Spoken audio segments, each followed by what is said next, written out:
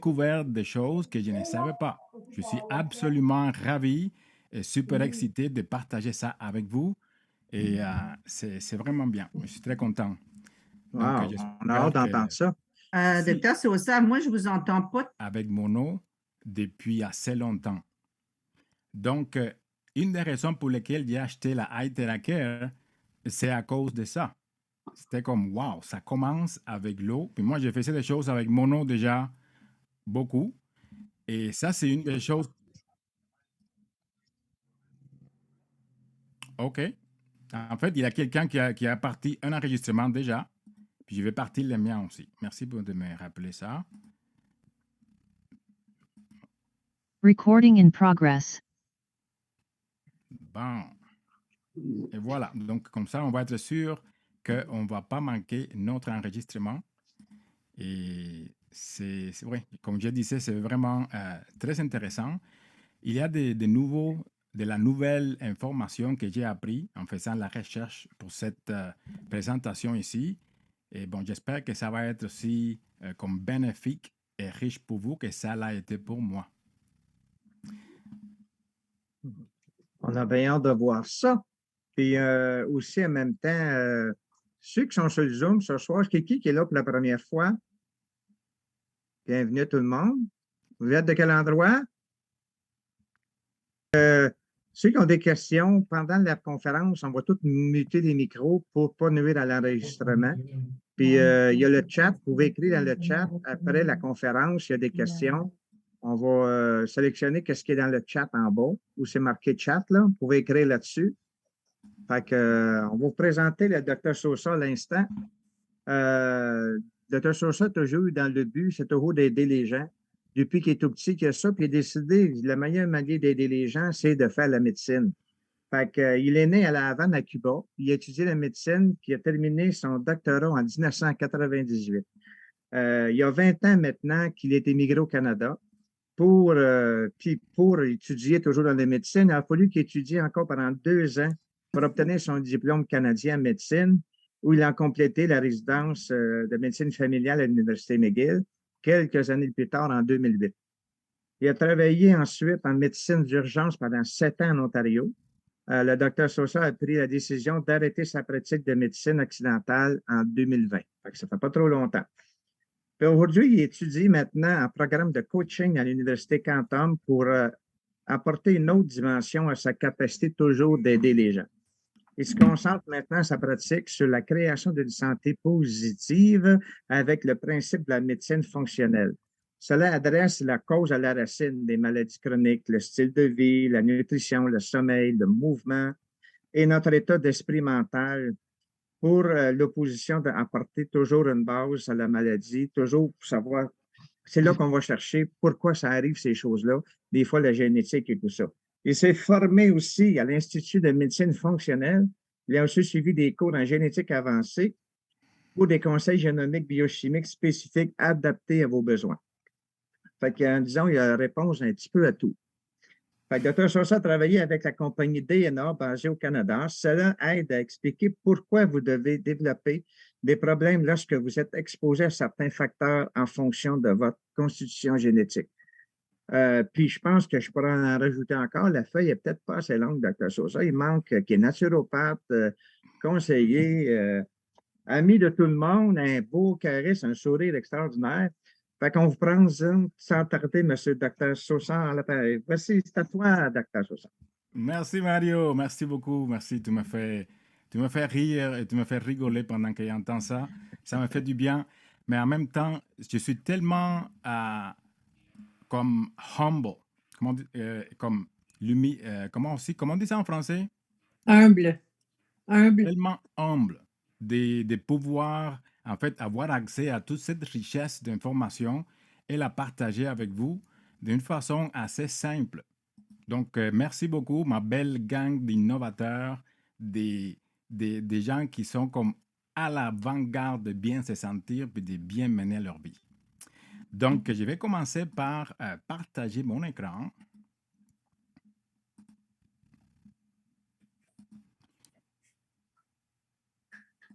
Voilà.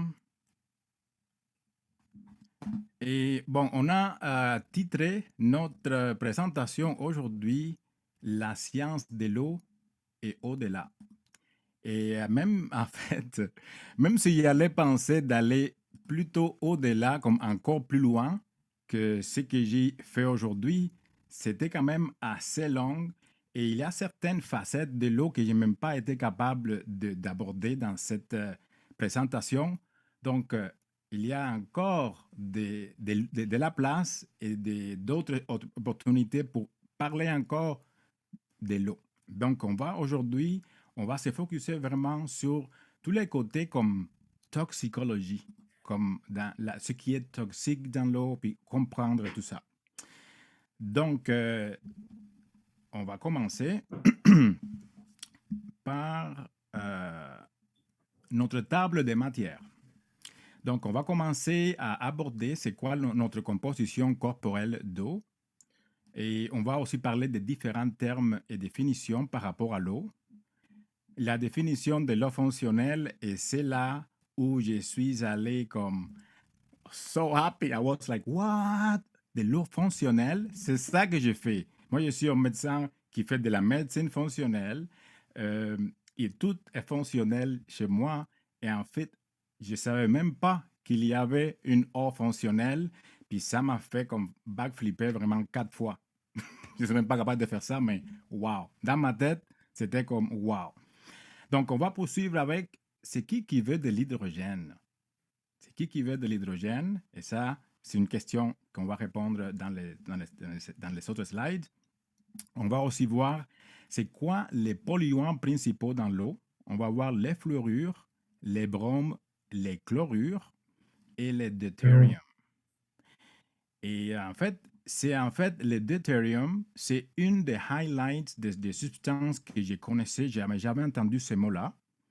J'aimerais savoir s'il y a quelqu'un dans cette audience qui connaît assez par rapport au deutérium, qu'il me tape sur le chat, me ou moi, puis c'est quelqu'un que je veux en fait établir contact pour poser des questions dans le futur, si jamais ça arrive, mais en plus pour en fait établir tellement d'autres euh, méthodes de traitement. C'est vraiment fascinant, vous allez voir. Donc, on va voir aussi la solution Prive, qui est le produit qui aide à compléter tout ça.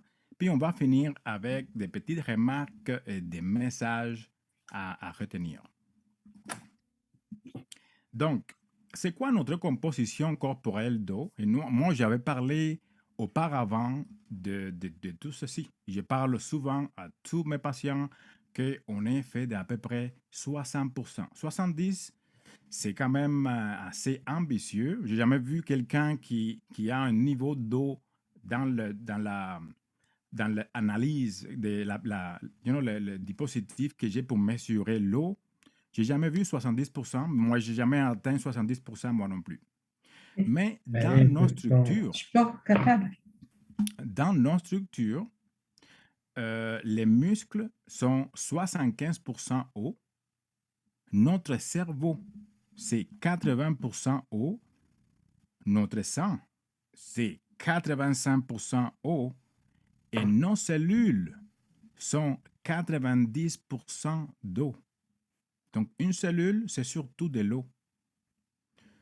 Donc, ça, c'est quelque chose qui est vraiment important parce que ça place juste d'emblée vraiment l'importance de l'eau comme structure corporelle de nous. Donc, c'est quoi la pertinence fonctionnelle de l'eau? Donc, nous sommes plus d'eau et énergie que matière, en fait. Les hommes, la consommation quotidienne d'eau recommandée est de 3 litres par jour, soit un peu moins qu'un gallon.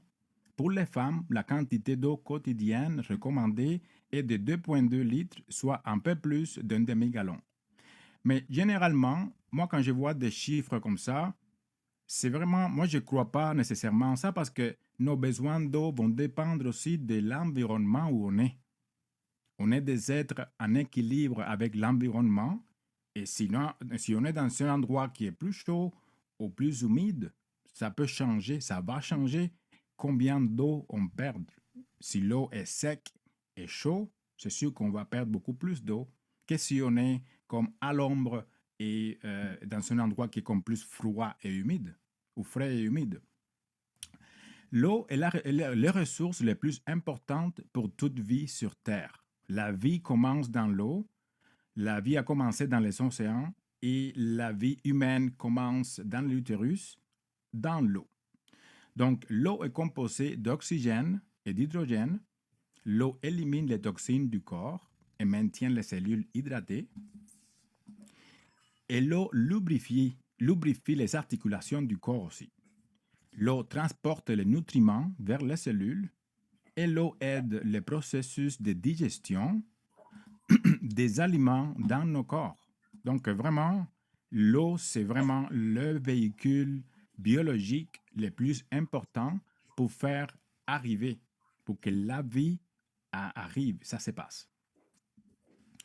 Donc, la revitalisation d'eau, en fait, c'est quelque chose que j'ai commencé à faire probablement quelque part en 2017. Et en fait, la revitalisation d'eau, ça implique généralement des formes soit d'écoulement, des aimants ou d'autres formes de traitement passif de l'eau. Comme vous le savez, l'eau est considérée comme un cristal fluide qui est capable de stocker des informations électromagnétiques. Donc, revitaliser l'eau, c'est ramener la force vitale dans l'eau et les bons sens selon lesquels la biologie ne peut pas survivre sans eau. Cette force vitale se détériore dans l'eau en raison d'une entropie excessive qui est causée par un cycle court d'un traitement excessif par la pression, la chaleur, les radiations, les bruits chimiques, les produits chimiques synthétiques, etc. Et cela, on parle des usines de traitement d'eau. Et j'ai regardé un film qui parle absolument de sa entropie. C'est en fait le chaos. Et comme on sait, en fait, l'eau, il faut qu'elle soit d'une certaine façon organisée. On va voir ça. Mais en fait, ce traitement de les radiations, puis les bruits, puis les chimiques, puis les chlorines, tout ça, ça fait que l'eau perd sa capacité vitale d'être compatible avec notre biologie. OK? Donc, de nombreux renseignements actuels et passés considèrent la négligence par la science comme une erreur cardinale dans les pratiques scientifiques modernes. Donc, il faut là comme message que notre eau est maltraitée et que c'est comme l'élément le plus important, un des plus importants dans notre corps. En fait, j'ai commencé à faire ceci. J'ai une histoire. En 2017, quand j'ai pris comme un cours, un de plusieurs, et en fait, on parlait de l'eau structurée et ils sont en fait nous amenés à une histoire qui s'est passée à Chernobyl. Chernobyl, c'est comme un des désastres électronucléaires, un désastre nucléaire en fait, qui a été comme un des pires. Et ça m'a marqué en plus quand j'étais à Cuba, quand j'avais 10 ans, c'est arrivé au 12. Et en fait, après nos camps de divertissement récréatif d'été, on nous les a enlevés et ils les ont donnés aux enfants de Chernobyl. Nous, on a perdu le droit de faire ça comme nous, on allait là régulièrement, etc. Ce qui est arrivé à Chernobyl, c'est qu'il y avait beaucoup de cancers et beaucoup de problèmes de santé reliés à l'exposition des radiations. Et ils ont trouvé qu'il y avait un peuple, comme un petit town, un endroit qui, en fait, n'avait pas beaucoup de problèmes. Puis là, ils se sont mis à chercher le pourquoi. Et en fait, cet endroit était comme à côté d'une cascade d'eau, un waterfall. Et là, ils se sont mis à étudier que l'eau qui était dans la waterfall n'avait pas absorbé les radiations et avait des propriétés bénéfiques pour la santé. Et c'est là où c'est commencé, surtout pour un des auteurs qui parle de différentes sortes d'eau. Donc, c'est quoi les différents termes et définitions? Parce que là, vous allez voir qu'il il y a beaucoup de différents moyens d'appeler l'eau, mais là, qu'est-ce que ça veut dire? Donc, la première, on a tous parlé un peu de eau structurée. Et moi, j'ai laissé en fait des slides qui ont quand même beaucoup d'écriture, juste pour en fait avoir ça comme référence pour vous sur les diapos, parce que c'est quand même assez nouveau, puis c'est assez beaucoup d'informations nouvelles.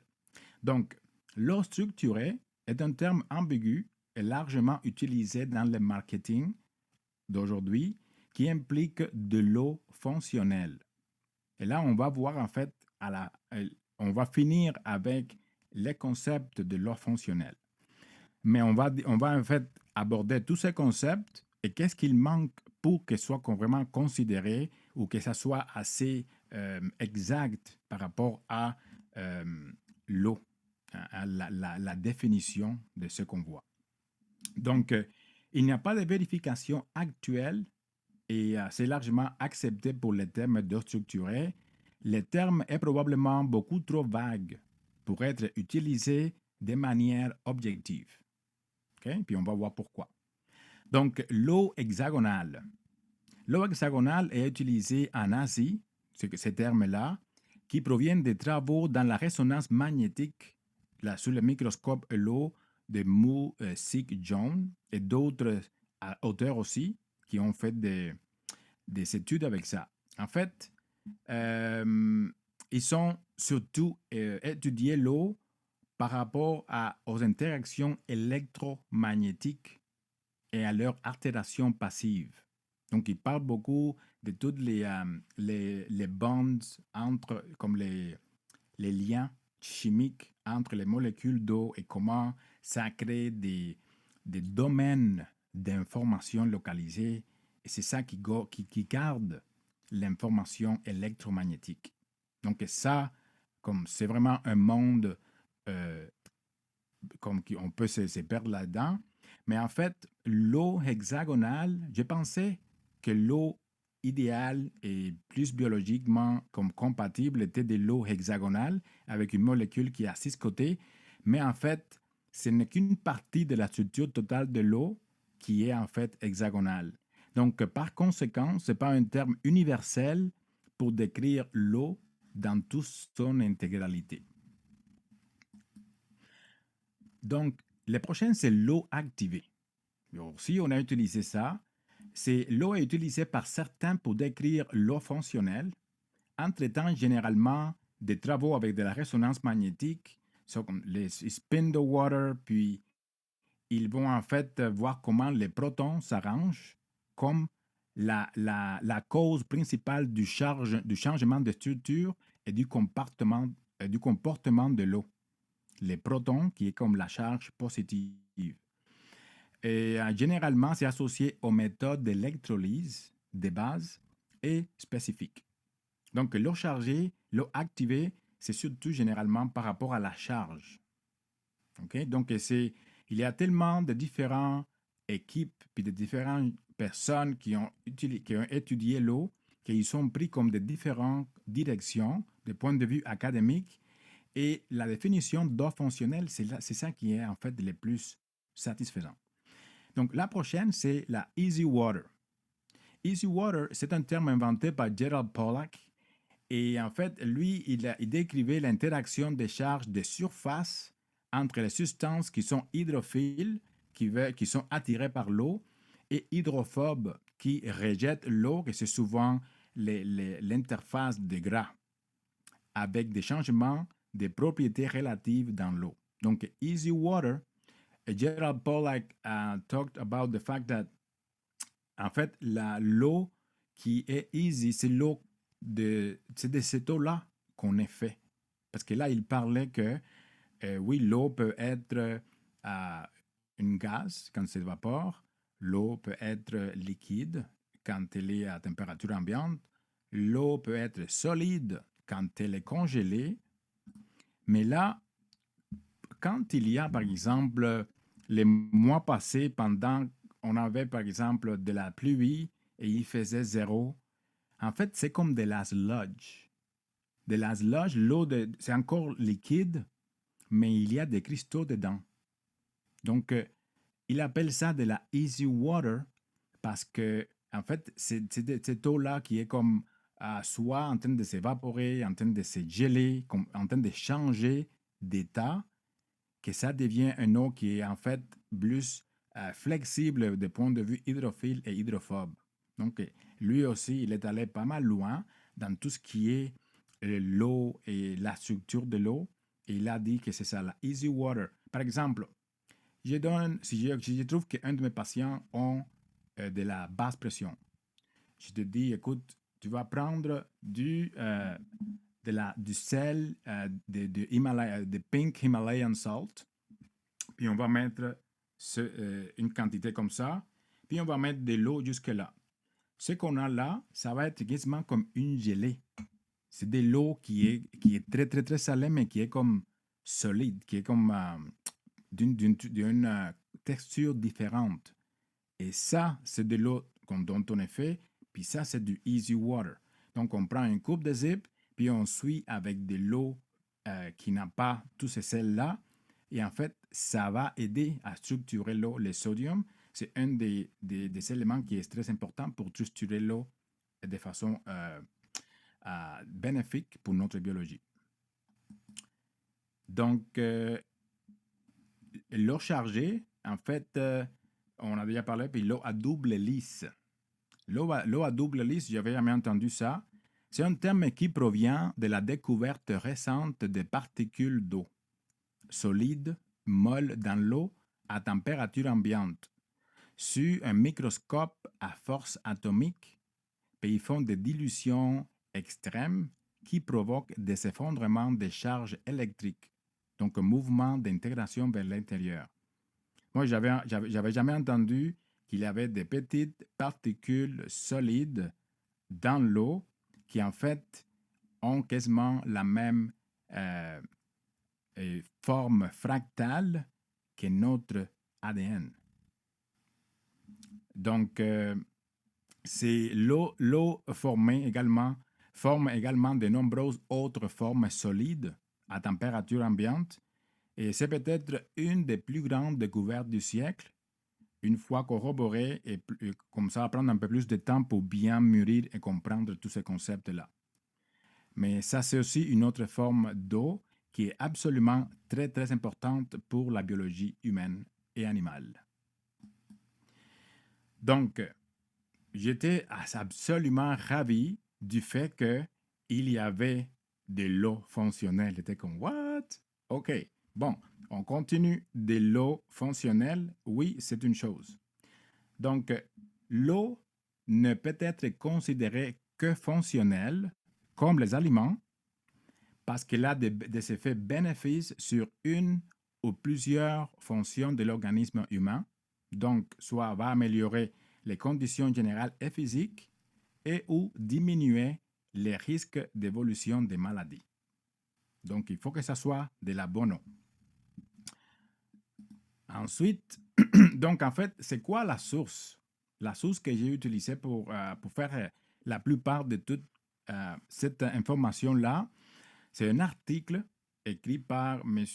Benny Johansen qui est titré « L'eau fonctionnelle dans la promotion des effets bénéfiques pour la santé et la prévention des maladies ». C'est un article de 50 pages avec un copyright de la revue de médecine interne. Donc, c'est « This is traditional ». Ça, c'est de la médecine traditionnelle. Une revue de médecine interne, tout le droit réservé, c'est en 2016. Donc,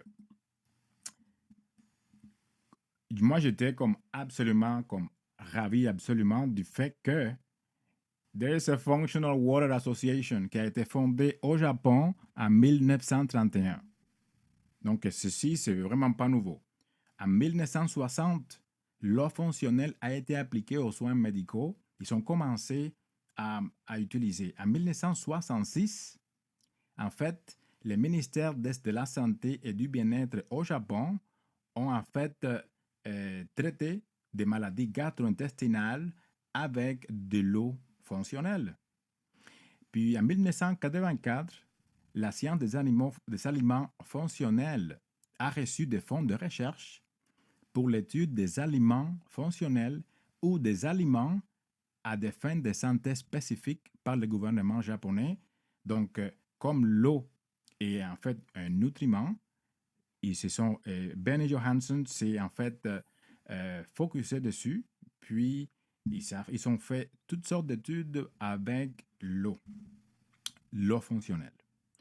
Donc, la qualité d'eau fonctionnelle, en fait, ça rétablit les conditions physiologiques d'autorégulation pour maintenir l'homéostasie. C'est quoi l'homéostasie? C'est notre équilibre biologique en balancement avec notre environnement. Okay?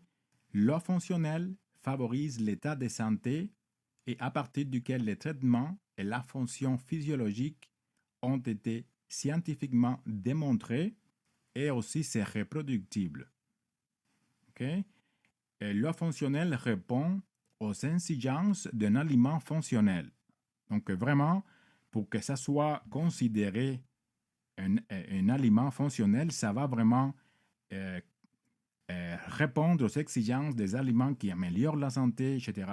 Donc vraiment, l'eau comme nutriment. J'étais comme, wow, ok. Donc, il y a des effets bénéfiques sur une ou plusieurs fonctions de l'organisme humain, améliorant ainsi les conditions générales et physiques et diminuant les risques d'évolution et de maladies. Donc, dans leurs recherches, ils se sont dit, bon, nous, on a 3 exigences. Numéro 1, efficacité. Il faut que ça marche. Numéro 2, sécurité. Il ne faut pas que ça fasse mal. Puis numéro 3, c'est détermination des composants ou composantes qui sont efficaces. C'est qu'on veut trouver c'est quoi, comment ça marche et pourquoi. Donc, la méthode qu'ils ont utilisée, c'est une consommation de eau fonctionnelle. Des mesures cliniques sont obtenues qui suivent les changements de santé et de comportement homéostatique grâce à l'utilisation des biomarqueurs physiologiques et des biochimiques dans le corps. Et le but, c'était absolument de rétablir les conditions physiologiques d'autorégulation pour maintenir l'homéostasie. Donc, on n'accepte pas des affaires qui sont comme toxiques, etc. C'est vraiment tout bon. Donc, qu'est-ce qu'ils ont fait? En fait, il y a différentes sortes d'eau fonctionnelle.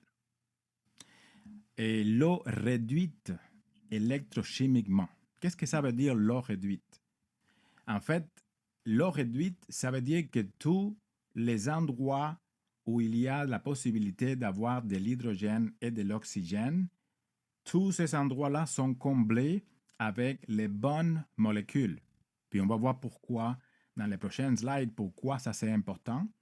En fait, c'est une technologie qui utilise surtout de l'électricité.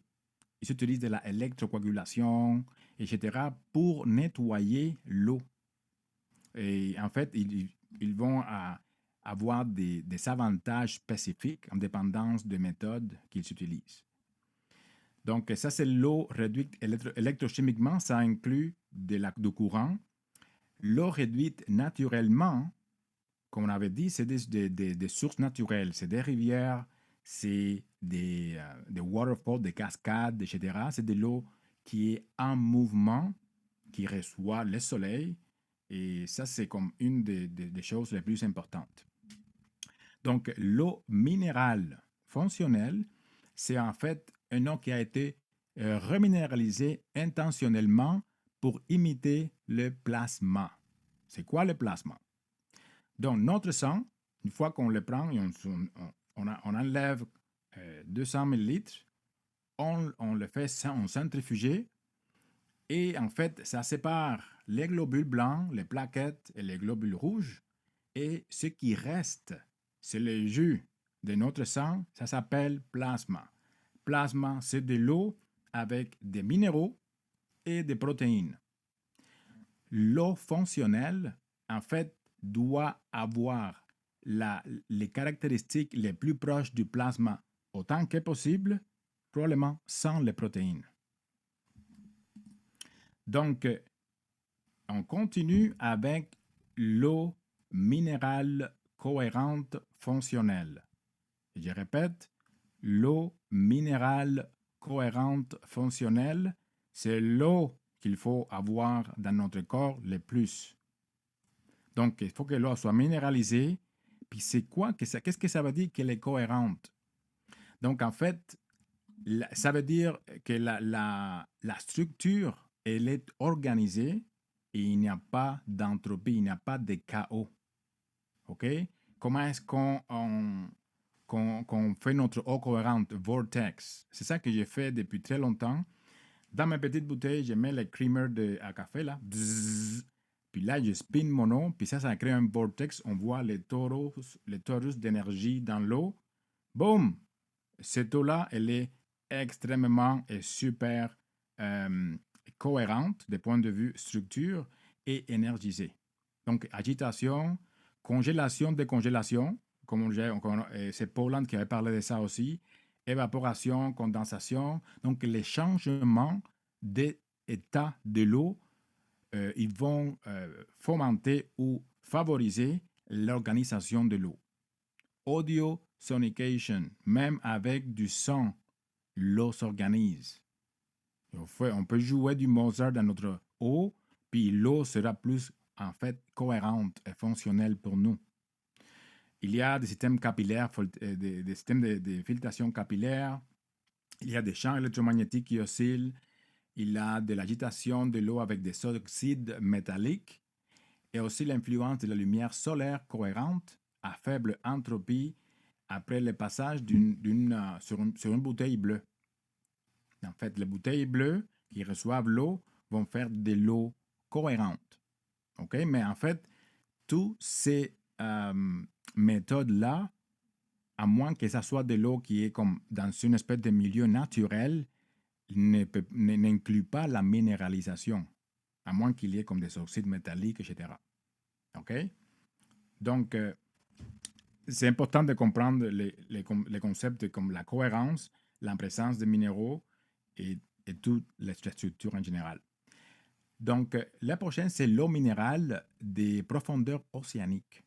Donc, l'eau minérale fonctionnelle désalée des profondeurs océaniques du Pacifique, en fait, ça nous donne une composition des minéraux qui contribuent à la création de la vie. Mais l'eau des mers et l'eau des océans a une toxine importante que je vais en parler tantôt. Donc, oui, il y a des minéraux, le contenu des minéraux est vraiment important, mais il ne faudrait pas être exposé trop à l'eau de l'océan, peut-être des heures et des heures, à cause des toxines aussi qui sont dans l'eau de mer. Je vais parler de ça tantôt.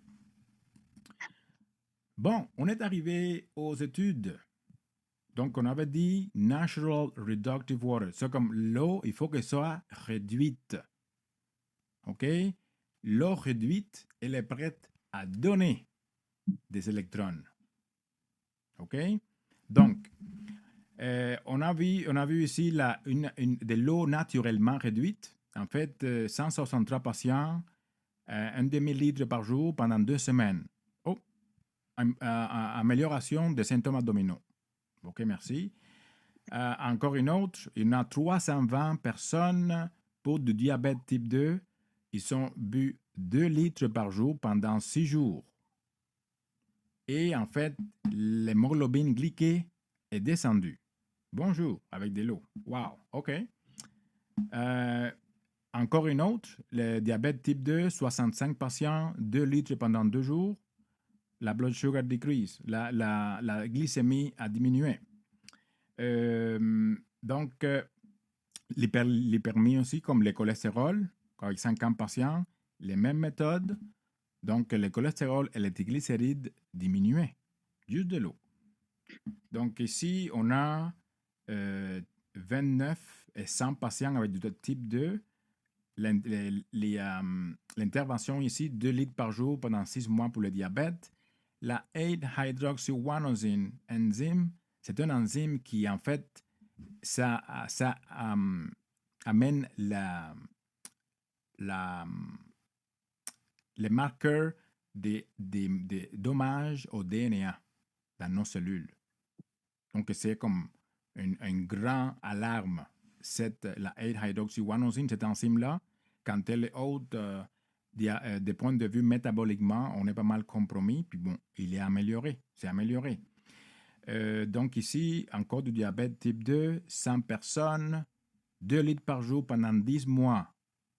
Bon, anti-metabolic syndrome effects increases. Donc, ils ont renversé les syndromes métaboliques. 10 mois, 2 litres par jour.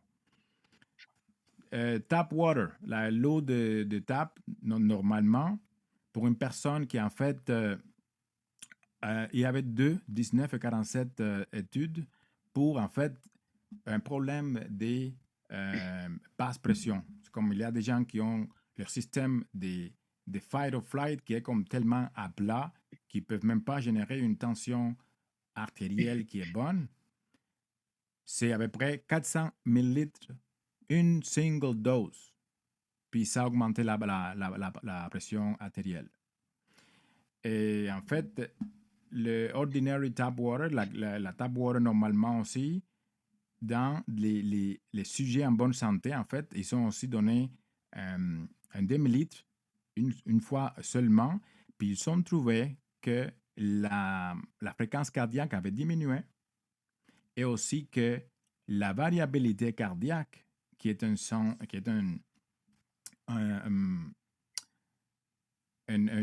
marqueur de bien-être, c'est aussi augmenté. On veut avoir une variabilité cardiaque qui est haute.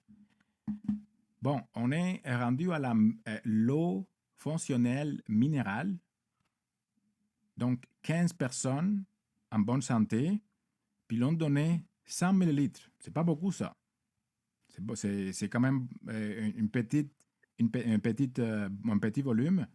Et ça ralentit le cœur, ça a augmenté l'activité vagale de relaxation, etc.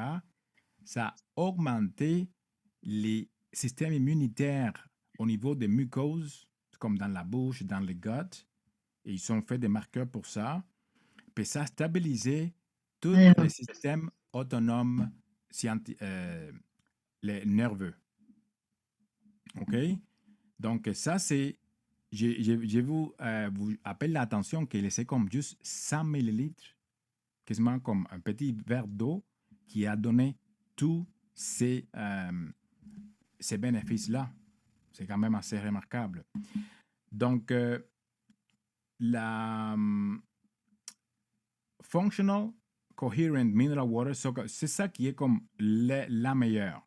L'eau cohérente, minérale et fonctionnelle. Ils ont pris encore 15 sujets et en fait, c'était juste 100 millilitres. Et encore, on a vu bradycardia response, c'est comme le cœur diminue, relax, une very low frequency and heart rate variability. En fait, c'est des patterns de relaxation qui sont fractales, qu'on voit, qui sont comme reliés au bien-être, qui augmentent aussi. Et en fait, en général, il parle d'une self-organized non-local adaptability. C'est comme une adaptabilité qui n'est pas locale. J'étais comme, qu'est-ce que ça veut dire qui n'est pas local? Ça veut dire que avec un verre d'eau, ces fréquences merveilleuses se répandent partout, puis c'est pas local, c'est pas juste que je veux avoir les bénéfices dans l'eau, c'est des bénéfices qui s'en vont partout. Ça, c'était wow. Self-organized non-local adaptability. Une adaptabilité qui est organisée par elle-même, qui est non locale. Ensuite, on a aussi vu l'eau de l'océan. Puis ça, c'était surtout pour le cholestérol. Et en fait, ça a aussi on a vu une diminution du cholestérol, des LDL et beaucoup un effet antioxydant qui est vraiment important. Je vais expliquer en fait maintenant pourquoi, c'est quoi l'oxydation. Et en fait, en général, comme vous voyez, même pour la peau, ça a amélioré l'eau de l'océan avec beaucoup de minéraux. Et en fait, ils ont fait aussi un test pour la performance physique. Et en fait, on a vu une diminution du temps de récupération de la fatigue physique avec une élimination complète des dommages induits par les exercices sur les muscles. Donc, les gens qui ont de l'eau qui est comme fonctionnelle ne deviennent pas comme en douleur après avoir fait de l'exercice. Et ça, je trouve ça vraiment cool. Donc, comme vous voyez ici, en fait, c'est pas mal consistant. C'est juste de l'eau avec des résultats. J'ai fait tout mon devoir sur les 50 pages. Et oui, en fait, absolument, l'information est comme bonne, elle est solide. En fait, on va laisser la session de questions pour la fin. Donc, vous pouvez laisser votre main élevée et on va répondre aux questions vers la fin parce qu'on a quand même beaucoup de contenu à couvrir encore. Donc, j'espère que tout ceci vous donne un petit peu comme on vous a placé en contexte par rapport à comment c'est quand même rigoureux, c'est scientifique, toutes ces recherches qui a donné des effets bénéfiques, pas d'effets secondaires.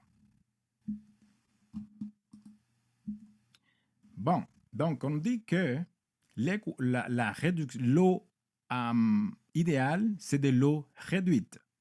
Et c'est sûr que vous êtes ici, ça fait que nous, on est académique et on veut vraiment comme aller jusqu'au fond des choses. Donc, 2 molécules d'eau avec 2 électrons, ça fait en fait, hydrogène H2 plus 2 groupes hydroxyle. OK? Qu'est-ce qui est important de retenir ici? C'est que la réduction de l'eau amène plus d'hydrogène.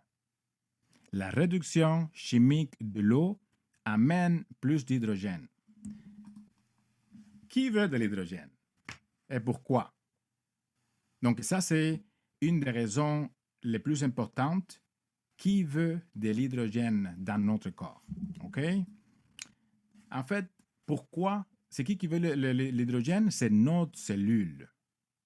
Toutes les cellules veulent de l'hydrogène pour faire de l'énergie. L'énergie, c'est sûr qu'elle vient de la nourriture. Ça fait partie des choses dont on a besoin pour faire de l'énergie. Mais en fait, quand on fait les zooms vraiment dans la cellule, on veut savoir pourquoi une cellule, en fait, veut de l'hydrogène. Donc, l'énergie est faite, puis c'est le ATP, adenosine triphosphate, qui est en fait la currency. C'est comme l'argent pour l'énergie. C'est comme des molécules d'ATP. C'est ça qu'on utilise dans toutes les cellules de notre corps pour faire de l'énergie. Et oui, la nourriture et tous les groupes, les 3 groupes, macro-groupes de nutrition, de la nourriture, ils peuvent s'insérer dans la cellule pour faire du ATP. Donc, les protéines, les gras avec la bêta-oxydation et en fait, les carbs, c'est la glycolyse. Et quand ça finit, en fait, ça finit par faire du gras. Quand on a trop de carbs, ça fait du gras, ça devient du gras. Donc, qu'est-ce qui se passe dans une cellule et pourquoi une cellule veut de l'hydrogène? On continue. Donc, une cellule, pour faire sa fonction, elle respire.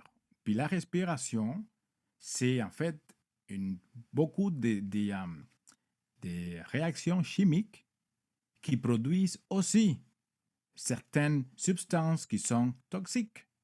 C'est quasiment comme les pipis et les caca de la cellule, vraiment au niveau microscopique, qui n'a pas l'air du pipi ou caca, mais c'est en fait quasiment c'est la même analogie. Donc, on avait dit que les carbs, en fait, la cellule ici en général, ça a besoin de l'eau et ça va utiliser de l'oxygène pour faire du ATP. Donc, ça, c'est la cellule au complet, tous les rebords jaunes. Et à l'intérieur, ce qu'on voit là, qui a l'air d'une espèce de fève avec du stuff dedans, ça s'appelle une mitochondrie. La mitochondrie, c'est la batterie qui fait de l'énergie dans chaque cellule. Et comme vous voyez, la mitochondrie va accepter des nutriments et des composés qui viennent des carbs. En fait, on fait la glycolyse, qui ça va donner de l'acide pyruvique avec du NADH. En fait, à chaque fois que la cellule fait quelque chose, elle veut le NADH, le NADH, parce que ça transporte quoi? De l'hydrogène. Souvent deux. Un ou deux. Donc, après ça, les pyruvic acid, l'acide pyruvique, ça s'en va dans le Krebs cycle. Le cycle de Krebs, c'est le cycle où on a comme 6 ou 7 différents acides. C'est un cycle qui a aussi produit du ATP et ça produit aussi du NADH. Et le NADH et le ATP, et tout ce que le NADH qu'on veut, ça va aboutir dans la chaîne de transport des électrons. Puis aussi, ça, en fait, c'est une des moyens les plus importants de produire l'énergie. Et comme résultat de tout ça, on produit du dioxyde de carbone qu'on élimine avec notre respiration surtout, et aussi de l'eau. OK? Donc, voilà un digital rendering. C'est comme une espèce d'image digitale de mitochondrie en 3D.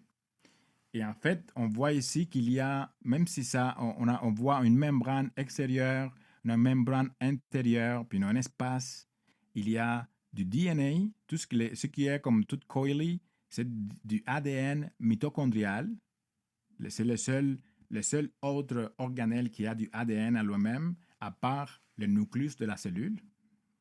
Et en fait, on va voir comment ça marche, puis pourquoi, où est l'hydrogène là-dedans. Pourquoi la cellule veut de l'hydrogène? On peut passer comme toute une après-midi à parler de la mitochondrie, puis comment le ATP, mais on va faire ça vraiment simple. Vous allez voir. Donc, la mitochondrie, en fait, a une outer membrane, c'est la membrane externe. Il a une membrane intérieure, puis il y a un intermembrane space. C'est un espace intermembraneux. Puis qu'est-ce qui se passe là-dedans? On pompe de l'hydrogène là-dedans. Hydrogène, hydrogène, puis hydrogène. Puis quand il y en a trop là-dedans, ça va créer comme un gradient chimique qu'il y a des enzymes qui utilisent cette énergie-là pour faire l'ATP. Donc, l'hydrogène, c'est the ultimate, c'est comme le plus important élément pour avoir des mitochondries qui peuvent arriver au maximum de leur production d'énergie. Okay? Donc, les enzymes utilisent l'énergie de ces gradients-là avec l'hydrogène pour phosphoryler le ATP, en fait, les ADP en ATP. Et voilà. Donc, ça ici, où il y a tout l'espace vert, c'est l'espace intermembraneux. Et on a des différents complexes dans la mitochondrie qui font qu'on a du NADH. Vous voyez ici que c'est comme NADH avec 2 hydrogènes à donner les hydrogènes, ça s'en vont là, puis c'est vraiment tout complexe. Mais ce qu'il faut comprendre, c'est que une fois que ça ici c'est bien plein en hydrogène, l'hydrogène va traverser par la ATP synthétase qui est comme le jaune, puis ça va utiliser cette énergie-là pour phosphoryler les ADP avec du phosphate, avec y faire du ATP dans la matrice mitochondriale. Donc, voilà Pourquoi on veut de l'hydrogène? Parce que si tu remplis ça ici comme à 50%, bon, ta cellule ne va jamais être full on énergisée. Et pourquoi c'est important que la cellule soit énergisée? Parce que tous les produits chimiques qui sont produits là, ça prend de l'énergie pour les neutraliser aussi.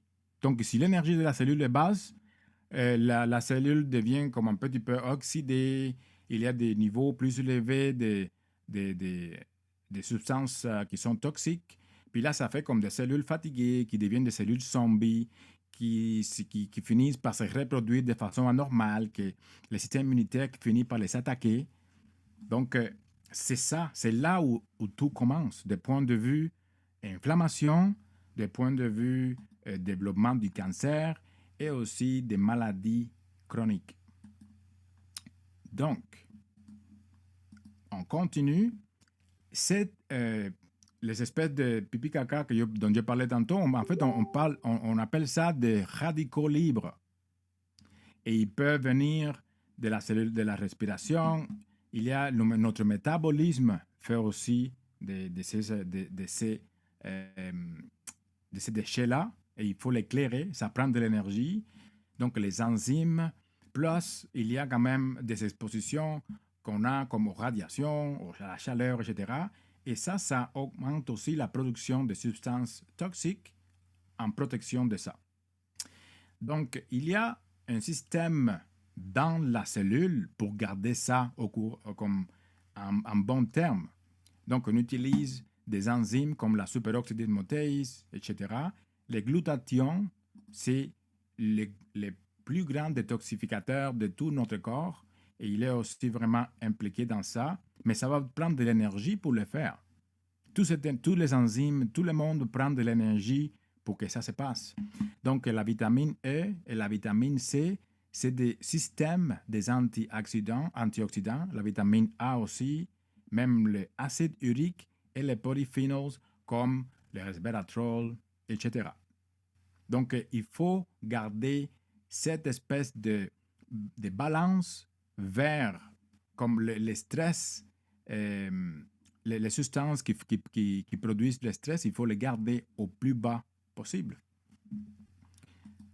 Donc pourquoi un antioxydant? Un free radical, un radical libre, un free radical, en fait, c'est la molécule rouge qui en manque un électron pour se compléter. Puis elle va aller prendre du nucléus, du mitochondrie, de la cellule, de la membrane, et va raser n'importe quoi pour se compléter. C'est ça qui fait que ces substances-là sont toxiques. C'est comme ils font endommager n'importe quoi pour se compléter. Et c'est ça où le antioxydant vient pour lui en donner un électron, puis ah oui, tu ne fais pas de dommage. C'est comme ça qu'on le fait. C'est ça qui fait la vitamine C, la vitamine A, la coenzyme Q10, toutes ces vitamines-là qui sont antioxydants, c'est des electron donors. Ça donne des électrons. OK? Bon. Et on est arrivé à la table périodique des éléments. On ne pouvait pas s'en passer de ça parce qu'on voit ici que l'hydrogène, l'élément le plus important pour faire de l'énergie dans notre corps, est dans le groupe 1, mais en plus, il est avec les métaux alcalins. Le lithium, le sodium et le potassium, c'est des nutriments vraiment importants qui sont des minéraux alcalins, ainsi que le zinc, qui est comme top. Sodium, potassium puis zinc, c'est comme un des tops des électrolytes qui sont alcalins. Mais là, ce qui est comme vraiment visuellement comme concret, c'est que l'hydrogène et les non-métaux qui sont bleus, ils se ressemblent. Et on va voir qu'est-ce que ça amène comme problème. Et dans les groupes, ici, on a la terre alcaline, le magnésium, le calcium, le strontium, Et ça, c'est des minéraux assez importants dans nos eaux. On a aussi du sélénium, on a comme tous les non-métaux, on utilise beaucoup de tout, les chromium, manganèse, les fer, les cobalt. Les cobalt, on a besoin pourquoi? Pour la B12. Cyanocobalamine, ça idée du cobalt, puis la cyano, c'est une molécule de cyanure, donc on ne veut pas ça, on veut du hydroxocobalamine, puis de la méthylcobalamine, mais cobalt, ça fait partie de nous. Le molybdénum, vraiment important pour faire du glutathione. OK? Donc, je vous montre ceci pour que vous soyez au courant un petit peu de c'est quoi les éléments assez importants dans notre biologie. Et là, il faut que je vous amène vers les halogens. Les groupes halogènes, c'est le groupe 7 ici. On a les fluorures, les chlorures et les bromes. OK? Sur le top. Puis c'est qui en bas? Les iodes. OK? Donc, qu'est-ce qui se passe? Les fluores, les chlorures et les bromes prennent la place de l'iode. Parce que notre diète, en fait, l'iode, ils l'ont enlevé du sel. Et en fait, on a une déficience en iode qui est causée par des substances qui polluent notre corps, qui prennent la place de l'iode. Où est-ce qu'on a besoin d'iode? Dans la thyroïde, dans le sang, dans les ovaires, dans les testicules. Vraiment important pour les glandes endocriniennes. L'iode, super, super important. Mais en plus, c'est pas mieux, mais être déficient, en fait, la déficience en iode, c'est pas mal une des causes à la racine du cancer du sein, du cancer de la prostate, du cancer des testicules. OK? Donc, c'est ça qui est comme fascinant parce qu'on voit les bleus, puis en fait, on va voir pourquoi ça c'est important. Donc, on va rentrer dans les principaux polluants dans l'eau. Et en fait, eux, ils sont les fluorures, les chlorures, les bromes, les deutériums, les métaux lourds, les microbes et aussi l'information électromagnétique. Nous, on va s'occuper surtout des top 4 parce que les autres, c'est pas mal juste des méthodes de filtration. Donc, on va continuer avec les fluorures. Donc, les fluorures d'hydrogène ou fluorane est un composé inorganique de formule chimique HF. C'est un gaz liquide et toxique et incolore qui s'est dissous dans l'eau pour donner une solution aqueuse appelée l'acide fluorhydrique. La principale source industrielle des fluors, c'est en fait les fluoranes ou les fluorures d'hydrogène. Et en fait, ça fait partie des préparations des polymères comme les polytétrafluoroéthylène ou aussi des produits pharmaceutiques. Bonjour. Non, j'en reviens pas. La fluoxétine, le Prozac, c'est une molécule fluorinated. Il y a beaucoup de cortisone qui est fluorinated, qui sont comme des composés qui ont du fluor dedans. En plus, la pâte à dents et l'eau. Donc, c'est pas que c'est comme un petit peu de fluor ici et là, c'est comme on nous blaste nos systèmes comme si fluorure était comme une espèce de minéral nutritionnel quand elle ne l'est pas. C'est laquelle l'enzyme qui utilise du fluorure pour faire quelque chose de bon avec la cellule, il n'y en a aucun. Il n'y en a aucun. Donc, toutes ces années-là, des campagnes des fluorures, moi, je me rappelle, quand j'avais 5 ans, à Cuba, c'était comme les petits shots de fluorure, comme 4 fois, des fois dans la semaine. C'était fou. Beaucoup, beaucoup de fluorure. Puis je me rappelle aussi d'avoir perdu que je ne pouvais pas me concentrer quand j'étais enfant. Et pourquoi ça m'arrive quand j'avais tellement une bonne fonction cérébrale. Donc, le fluorure d'hydrogène est également utilisé dans l'industrie pétrochimique en tant que composant de superacide. Et en raison de la liaison hydrogène forte et étendue, il bouillit à température ambiante, plus élevée que les autres halogénures d'hydrogène. Donc, ça change le point d'ébullition de l'eau. Et en fait, le fluorane, c'est quelque chose qui peut arriver dans notre corps parce qu'il y a tellement de fluor, que c'est des fluorures, que c'est ça. Bon, un autre composé, c'est le tétrafluorure de silicium ou le tétrafluorosilène.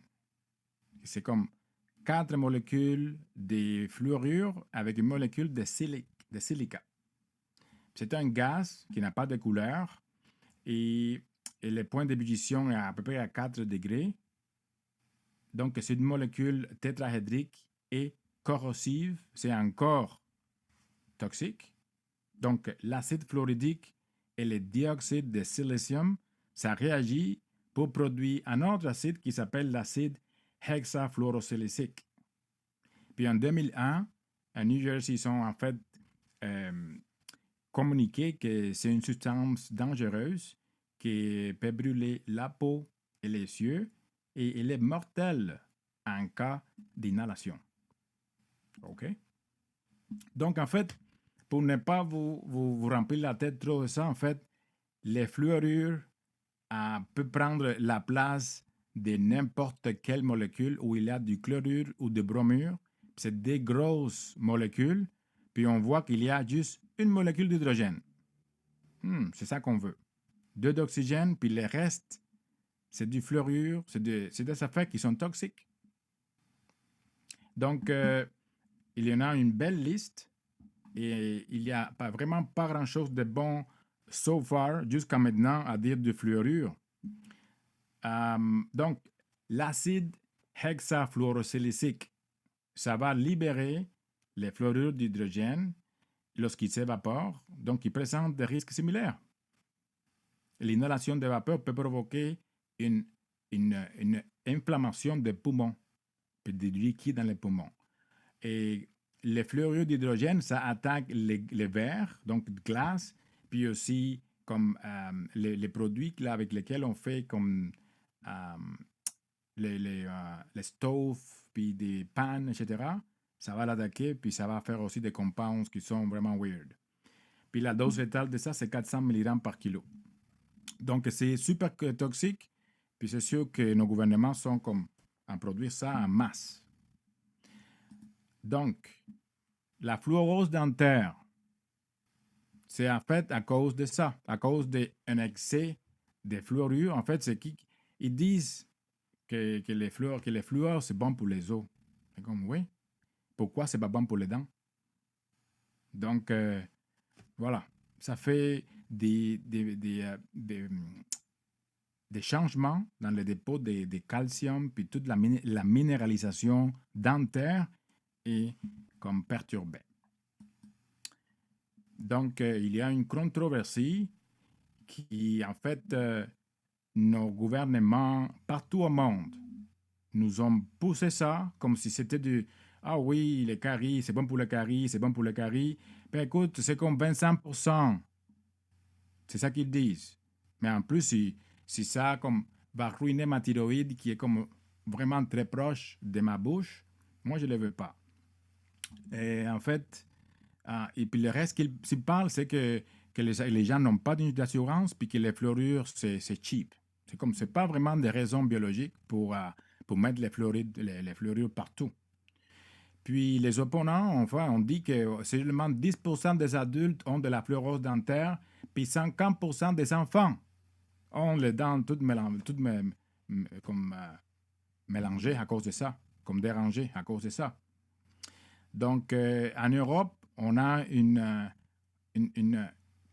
approche un peu différente, mais quand même, on sait que la fluoridation de l'eau, de la pâte à dents et de beaucoup d'autres comme des items de notre vie quotidienne qui sont fluorinés, puis il n'y a pas aucune évidence que ça aide. Donc, les bromes et les chlorures. Donc, l'anion bromure n'est pas très toxique. Un apport quotidien normal, c'est entre 2 et 8 mg, mais des niveaux élevés, ça va être directement toxique pour le neurone, pour le système nerveux central, ce qui altère progressivement l'altération neuronale, entraînant une toxicité connue sous le nom de bromisme. Bon, encore une autre maladie. Les symptômes neurologiques et psychiatriques sont très variés et peuvent inclure les symptômes d'agitation, irritabilité, problèmes pour contrôler les mouvements, confusion, hallucination, psychose, faiblesse, comme tomber dans un coma, etc. Et il y a aussi des effets gastro-intestinaux qui sont reliés comme à l'anorexie, la constipation, etc., des problèmes à la production d'énergie parce que le bromure prend la place de l'hydrogène. OK? Et aussi, il a des effets dermatologiques au niveau de la peau avec des problèmes d'acné, des pustules, puis des rougeurs. Donc, il y a d'autres composantes qui sont en fait les acides acétiques, qui est comme le vinaigre blanc. Dans la présence de bromure puis de chlorure, il peut changer tous ces hydrogènes-là, qui est quand même ce qui est bon, pour du chlorure, soit du 2, comme de la acide monochloroacétique, c'est 1, c'est-à-dire de acide dichloro ou dibromoacétique, etc.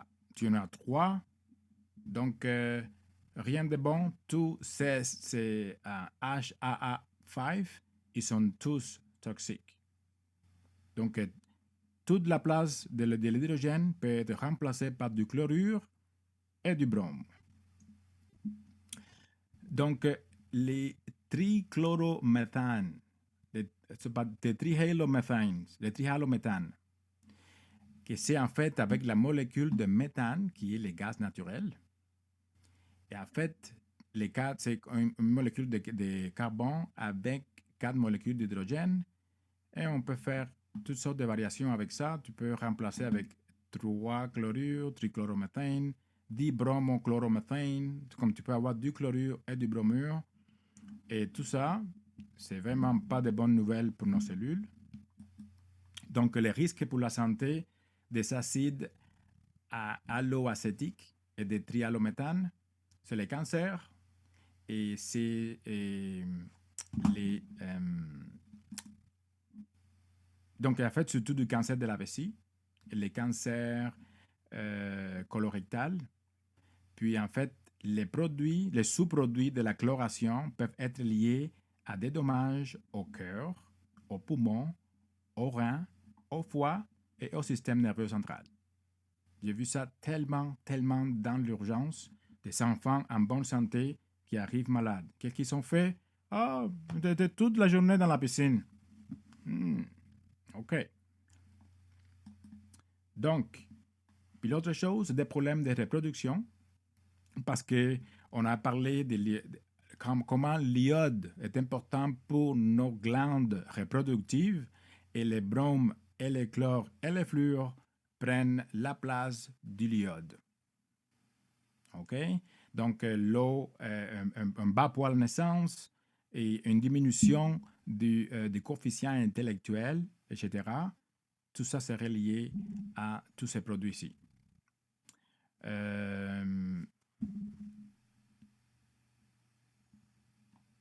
Donc, deutérium.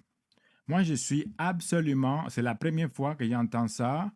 Et je regarde le chat. J'aimerais savoir s'il y a quelqu'un ici dans cette audience de 111 personnes qui connaissent c'est quoi le deutérium.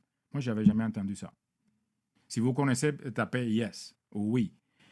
Et ce qu'on n'est pas dans le monde. Bon, je suis très content parce que moi, je ne connaissais pas ceci. Deutérium. C'est quoi le deutérium? Parce qu'en fait, j'ai vu une vidéo qui avait dit, ah oui, le fluoride, c'est un piece of cake à côté du deutérium. OK, c'est comme, qu'est-ce que c'est ça? Le deutérium, c'est en fait des isotopes de l'hydrogène.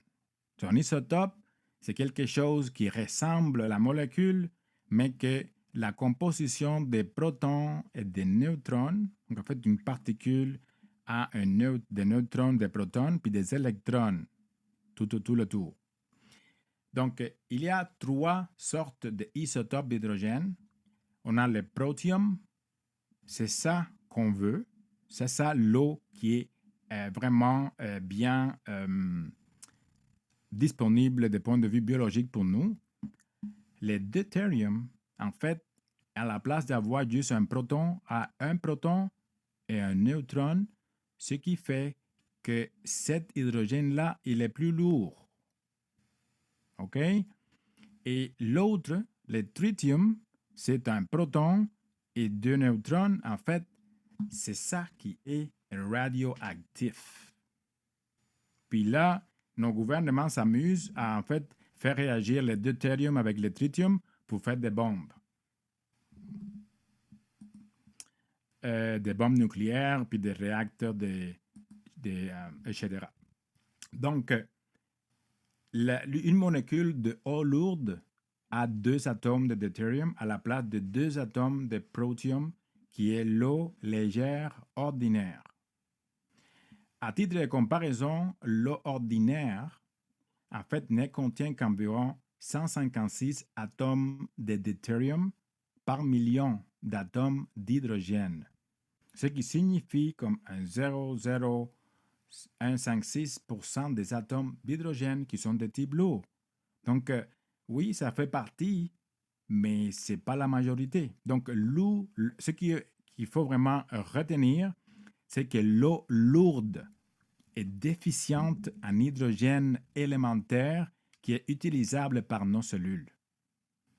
Vous voyez ici les H2O, les H2O, H2O, les HD avec un D qui fait en fait, ça remplace un hydrogène par le deutérium. Puis on a aussi les D2O qui est comme les 2 hydrogènes sont remplacés par les deutérium et ça c'est de l'eau radioactive. Donc ici on a en général les différentes caractéristiques de l'eau lourde. J'ai parlé un peu de ça. Et en fait, c'est 10,6% plus dense. Donc, il a une densité, un poids moléculaire un petit peu différent. Et un point de fusion plus élevé aussi. Donc, pour geler. L'eau lourde est moins dissociée à une température donnée. Et elle n'a pas la couleur bleue de l'ordinaire. Donc, il n'a pas de biophotons, il n'a pas de lumière dans cette eau-là. Et bien qu'il n'y a pas de différence de goût significative, par exemple. Ça goûte pareil. Bon, l'eau lourde, ça modifie les enzymes, les liaisons à l'hydrogène et la division cellulaire chez les cellules eucaryotes. La division cellulaire. L'eau lourde affecte la division cellulaire. Donc, je répète ça parce qu'il y a de l'information qui s'en vient avec ça. Donc, l'eau lourde peut être mortelle pour les organismes multicellulaires à des concentrations supérieures à 50%. Cependant, certaines cellules, comme les bactéries, peuvent survivre dans ces environnements-là, comme dans le fond de la mer. L'eau lourde peut être toxique pour les humains, mais une grande quantité serait nécessaire pour qu'un empoisonnement se produise, un empoisonnement aigu. Mais ce qui arrive, c'est que le deutérium est un isotope lourd de l'hydrogène. L'eau lourde contient des atomes de deutérium et est utilisée dans les réacteurs nucléaires. Puis le problème, c'est que nous, on est en train de boire de l'eau semi-lourde. Elle est beaucoup plus courante. Et l'eau lourde, en fait, elle est un peu plus comme plus rare, la foule eau lourde. Puis, comme on avait dit avant, l'eau tritiée est radioactive en raison de sa teneur en tritium. Donc, le problème, c'est que l'eau est semi-lourde. C'est de l'eau qui a un quotient entre hydrogène et deutérium qui n'est pas bénéfique pour nos cellules. Donc, H1O, comme on avait vu, c'est comme une large proportion de l'eau qu'on consomme régulièrement. Les composés des chlorures, des bromures et les fluorures ont une synergie toxique contre nos niveaux d'hydrogène dans nos mitochondries. La dysfonction des mitochondries est la cause à la racine de l'inflammation chronique, de multiples cancers, de plusieurs maladies métaboliques et le vieillissement. Donc, ça, c'est quand même, moi, je connais rien de ça. Je suis absolument ravi et super, comme grateful, en gratitude de pouvoir apprendre ceci. Donc, on a déjà dit ça. Et est-ce qu'on peut éliminer le deutérium dans l'eau? Là, je vois que toute cette affaire-là de deutérium était tellement nouveau. C'est comme, what? Est-ce qu'il y a quelqu'un dans le monde qui connaît ceci? Eh bien, oui. En fait, il y a un grand courant de recherche avec l'eau épuisée en deutérium. Et ça, ils le font avec de différentes méthodes d'évaporation. Et ils sont capables d'éliminer tout le deutérium. En fait, et le deutérium, l'eau épuisée en deutérium, est utilisée chez les patients atteints de cancer et autres maladies néoplastiques. Et en fait, comme j'avais dit, c'est éliminé avec de différentes méthodes d'évaporation. Et oui, en fait, en Hongrie, en octobre 2019, c'est le 4e congrès international d'épuisement de deutérium. C'est comme un full-on conférence, beaucoup de recherches, et même ces compagnies-là ont en fait leurs produits qui sont comme le deuterium depleted water pour le traitement du cancer. Donc, c'est quoi la solution? C'est la solution Prive.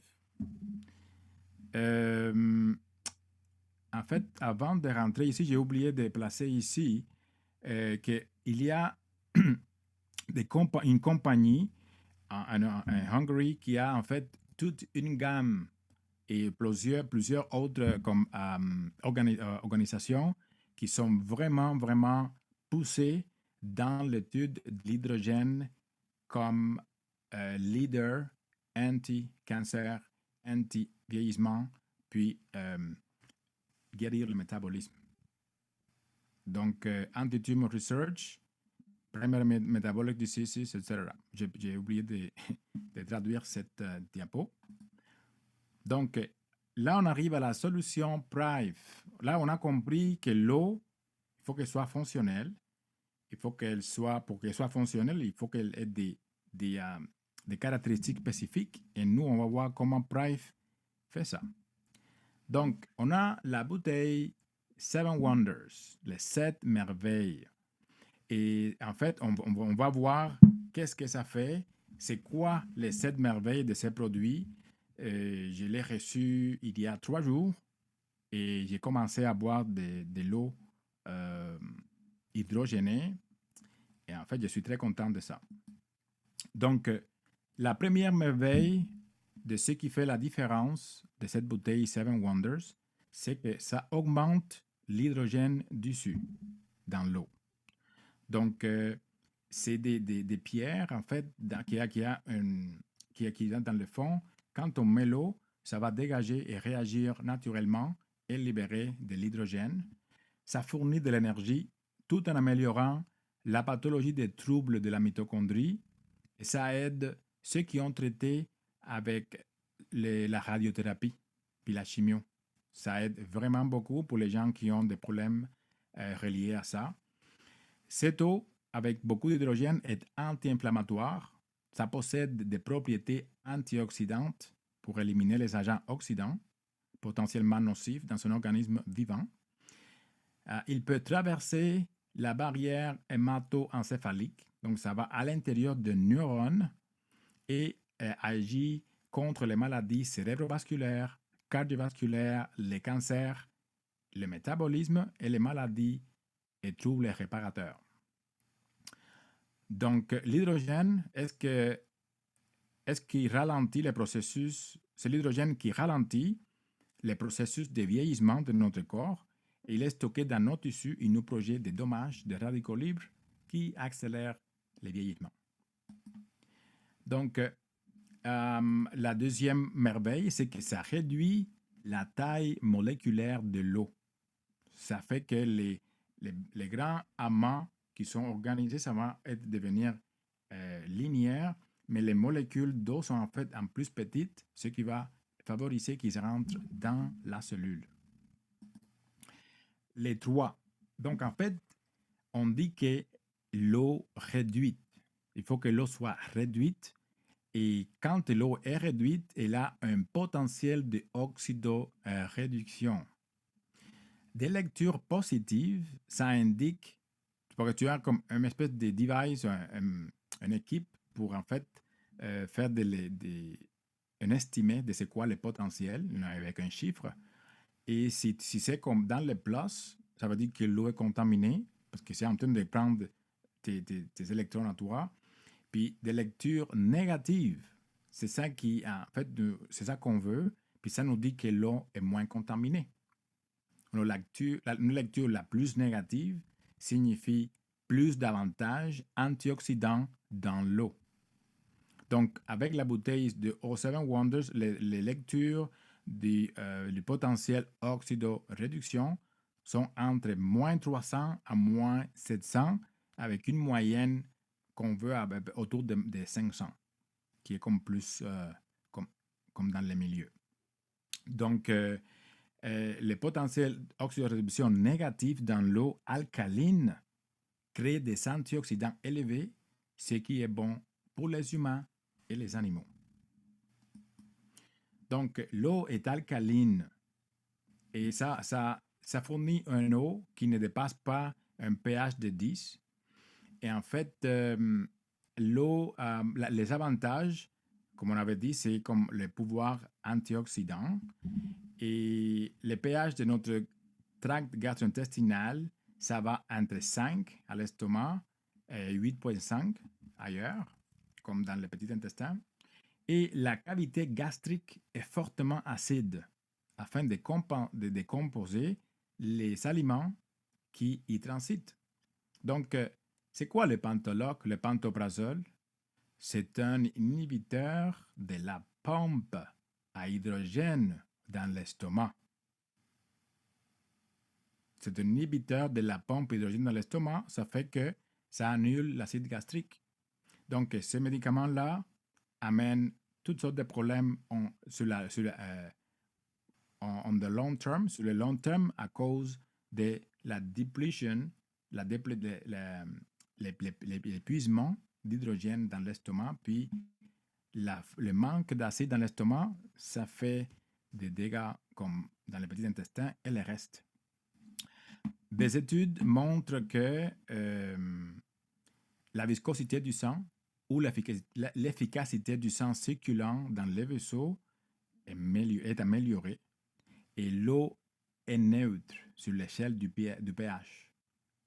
Donc, en fait, l'eau, même si elle est alcaline, à cause qu'elle est balancée, elle finit par être neutre. Les antioxydants, en fait, ça aide à prévenir et à ralentir les dommages aux cellules. Et la bouteille de Seven Wonders avec le système de filtration remet des antioxydants dans le système qui ont été causés par le stress d'une mauvaise alimentation. Bon, l'eau minérale. Donc, ça va, le Seven Wonders va reminéraliser l'eau. Ce qui fait, la Eye Tracker ne fait pas ça. Donc, ça, c'est vraiment un bon message à retenir. Eye Tracker, ça va travailler sur la structure de l'eau et notre Seven Wonders, c'est ça qui va nous donner du potassium, du sodium, du calcium, du magnésium, du zinc. Merveilleux. Ainsi que de l'acide métacellicique. Donc, il y a un acide dedans qui fait que l'eau, même malgré qu'elle a une valeur alcaline, elle va agir comme neutre. Le septième, c'est de l'eau antibactérienne. En fait, puis vous avez vu dans l'étude au début qui sont faits dans le functional water in Japon, en fait, l'eau améliore la immunité au niveau de la bouche, au niveau de les muqueuses qui tuent les microbes directement. Ça, c'est amélioré par cette eau-là. Puis, ce n'est pas seulement l'effet qu'il n'y a pas de bactéries dans l'eau, c'est un effet de support à notre système immunitaire. Et donc, ça, c'est la septième merveille. Donc, comme on a vu, en fait, l'eau, ce qui fait le Seven Wonders, c'est de les reminéraliser et augmenter l'hydrogène. Et en fait, l'eau d'étape, il ne faudrait pas, en fait, autant que possible, de la boire comme ça. Donc, on a besoin d'un système de filtration d'eau et je partage avec vous celui que j'ai. Celui que j'ai, ça s'appelle Berkey. Ça s'appelle Big Berkey. C'est un système de filtration à gravité. Et il y a des filtres de charbon activés et il y a aussi 2 filtres de chlorure. C'est pas mal facile à utiliser. Tu peux les bouger puis voyager avec. Et il y a aussi des plus petits pour voyager. Et les filtres, en fait, tu peux les relaver et ils sont réutilisables. Il y a un U qui manque là. Donc, vous allez pouvoir aller sur berkeyfilters.com et trouver plus de renseignements. Donc, ces filtres-là, il a 2 compartiments et on remplit les compartiments du top avec l'eau courante et en fait, ça va voyager du compartiment du top où il a 2 filtres à charbon, puis en bas, il y a 2 filtres à fluorure. C'est les filtres blancs. C'est des fluorures et toutes les plus petites molécules. Donc, on a un système de 4 filtres et ça donne un nom qui goûte assez délicieuse. Donc, ici, j'ai marqué dans ce lien-là les spécifications pour les filtres. Et dans ces liens-là, vous allez voir 7 sortes de rapports où ils vont attention aux composés fluorinated, les composés avec le fluor, les composés avec les bromes, et même les décomptes de bactéries et tous les métaux lourds qui n'appartiennent pas. Il faut on va tout enlever ça. On ne veut pas que l'eau soit lourde. Et aussi toute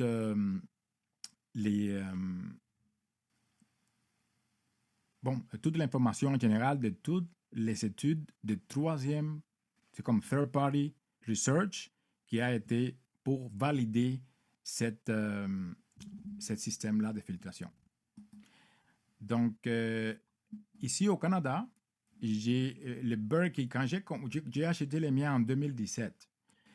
Et en fait, je suis allé aujourd'hui sur le site et ils sont tous épuisés et il n'y en a aucun. Et je pense, j'étais comme, mais voyons. Moi, je pense que ça, c'est relié à tous les accidents des trains, spills de chemicals qui ont été comme partout, comme il y en a comme 7 ou 8, comme une épidémie de trains qui déraillent plein de chimiques, puis qui vont dans les lacs, puis donc, je pense que c'est la raison pour laquelle Berkey, le seul filtre qui reste, c'est le filtre à douche. C'est celui que je veux. Mais en fait, il faudrait, je pense qu'ils vont rétablir leur stock, comme ils disent que dans 2 semaines ou quelque chose.